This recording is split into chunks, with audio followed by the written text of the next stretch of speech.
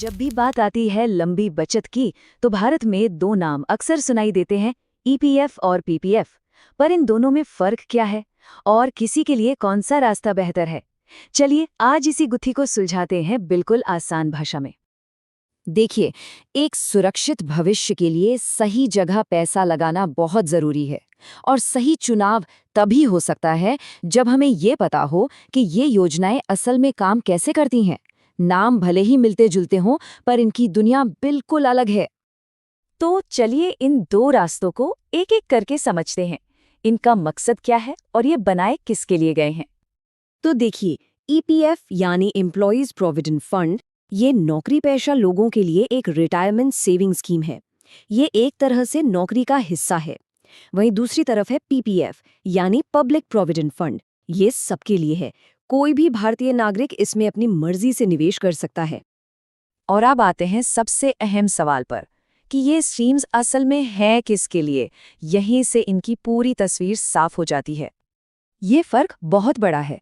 EPF सिर्फ उन लोगों के लिए है जो सैलरी पर काम करते हैं, लेकिन पीपीएफ वो तो सबके लिए खुला है।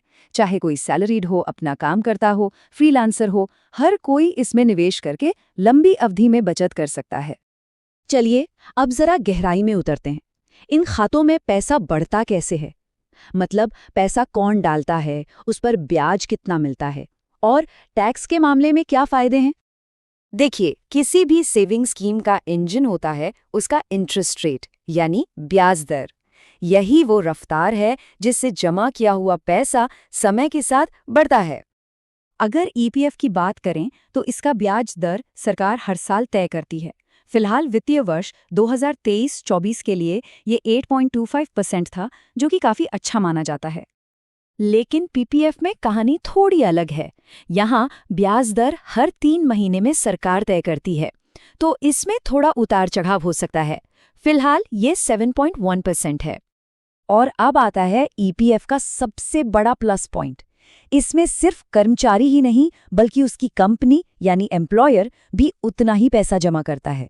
मतलब बचत सीधी डबल। जबकि पीपीएफ में सारी बचत की जिम्मेदारी सिर्फ और सिर्फ खाता धारक की होती है।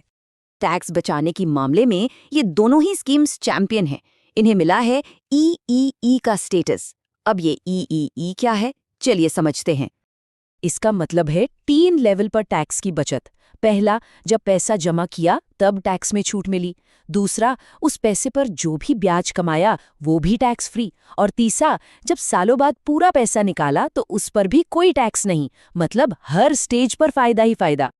पैसा जमा हो रहा है, बढ़ रहा है, ये तो ठीक है। लेकिन अगर बीच में जरूरत पड़ जाए तो इस पैसे को निकाला कब और कैसे जा सकता है, इसके नियम भी जानना जरूरी है। तो यहाँ साफ है कि पीपीएफ एक डिसिप्लिन्ड लॉन्ग टर्म सेविंग है, जिसमें 15 साल का लॉक इन पीरियड होता है। वहीं ईपीएफ सीधे सीधे नौकरी और रिटायरमेंट से जुड़ा है। हाँ, इसमें घर बनाने, शादी या मेडिकल इमरजेंसी जैसी बड़ी जरूरतों के लिए बीच में पैसा निकालने की सुविधा जरूर मिलती है।